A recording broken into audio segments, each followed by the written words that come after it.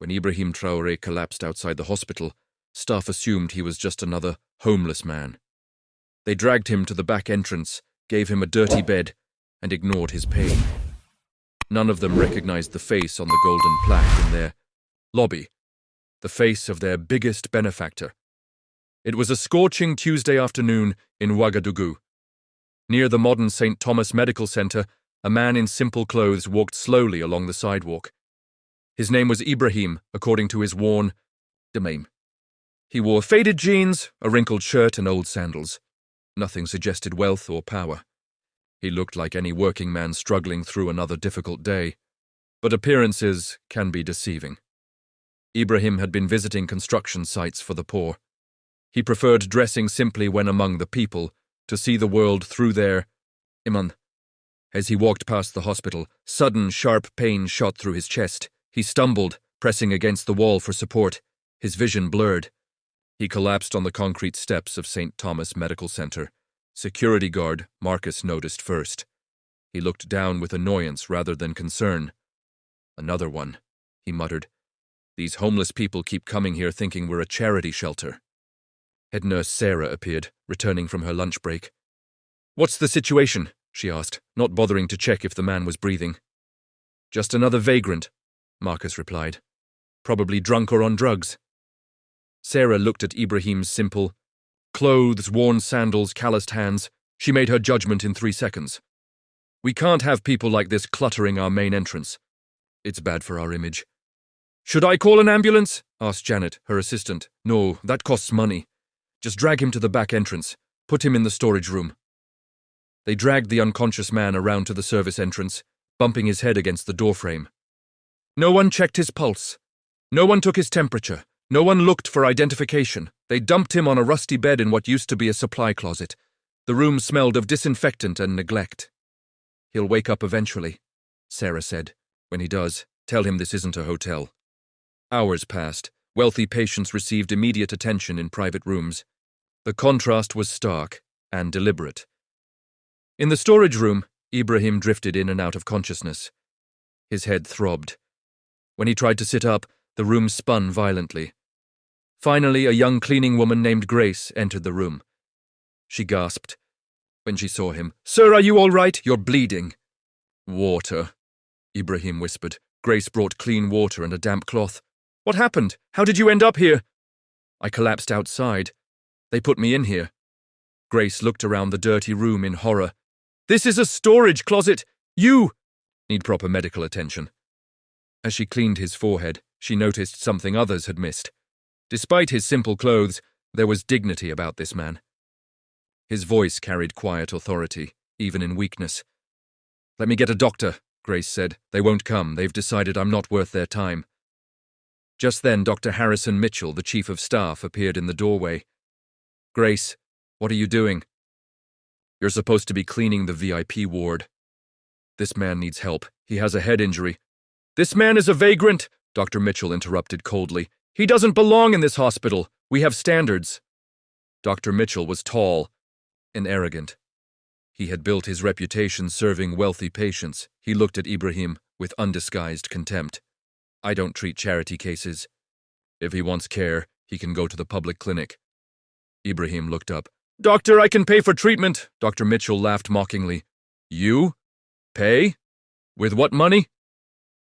"I have insurance," Ibrahim said quietly, reaching for his wallet. "What kind of insurance could someone like you possibly have?" Ibrahim handed him a card. Dr. Mitchell glanced at it dismissively. "This is probably fake. Security will escort you out." Grace stepped forward bravely. "Dr. Mitchell, this is wrong." The Hippocratic oath. "Don't lecture me about medical ethics." At that moment, commotion erupted in the main lobby. 3 black SUVs had pulled up outside. Men in dark suits entered the building. "Where is he?" one man asked urgently. "Our GPS shows his phone is in this building. President Ibrahim Traore. He's missing. Security lost contact 3 hours ago." The hospital administrator's face went white. "The president? Here? That's impossible." The security team spread out, checking every room. Meanwhile, Dr. Mitchell returned with guards. "All right, show's over. Time to leave." "Doctor, please." Grace pleaded. Look at him properly. Really look. Dr. Mitchell studied Ibrahim's face. Something nagged at his mind, but prejudice was stronger than memory. All I see is a vagrant who's overstayed his welcome. Just then, the storage room door burst open. The president's security team stood there, faces showing both relief and fury. "Mr. President!" the lead agent exclaimed. "Sir, we've been searching everywhere!" The room fell silent. Dr. Mitchell's face went from arrogant confidence to pure terror. His legs wobbled. "Mr. President." "But that's impossible," Ibrahim looked at him calmly. "Is it impossible because I don't look like your idea of a president?" Grace gasped. They had dragged the president of Burkina Faso like garbage. Dr. Mitchell tried to recover. "Sir, this is a terrible misunderstanding. If we had known, you would have treated me differently. But why should my title matter?" The hospital administrator arrived with other staff. Word spread like wildfire. "Mr. President, please forgive us." Ibrahim asked his security agent to bring something from the car. The agent returned with a framed photograph. "Grace, would you read what's on this plaque?" Grace took the frame with trembling hands. Her eyes widened. "In grateful recognition of Mr. Ibrahim Traore, whose $30 million donation made possible, St. Thomas Medical Center's Children's Wing, Cancer Facility, and Emergency Unit." The silence was deafening.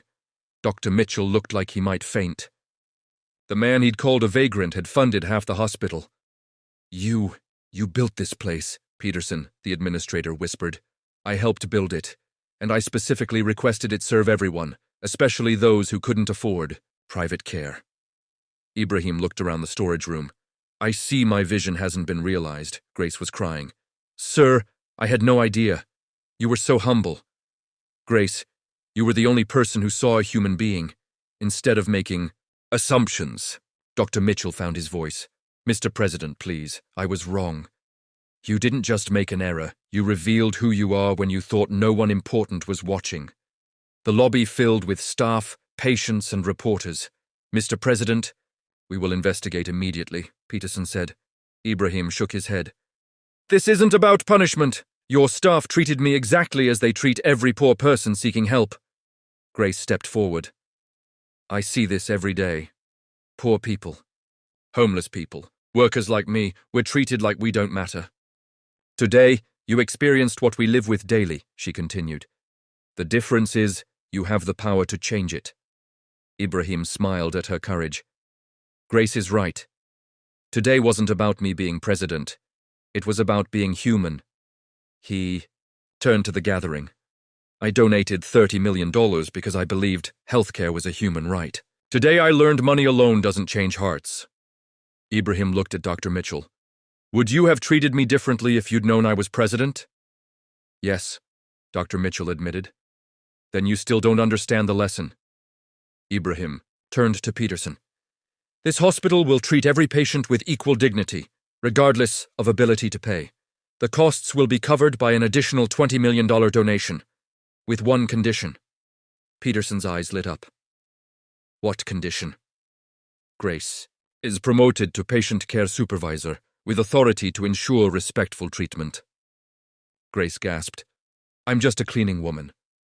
"Grace, you understood that caring for others requires the same thing, whether cleaning rooms or cleaning wounds." Ibrahim looked at Dr. Mitchell. "You can continue working here, but spend one day weekly in the free clinic I'm establishing." As Ibrahim prepared to leave, Grace approached him with tears. "Sir, why are you being so kind after what we did?" Ibrahim took her hands gently. "Grace, anger would only hurt me. But kindness can heal an entire hospital."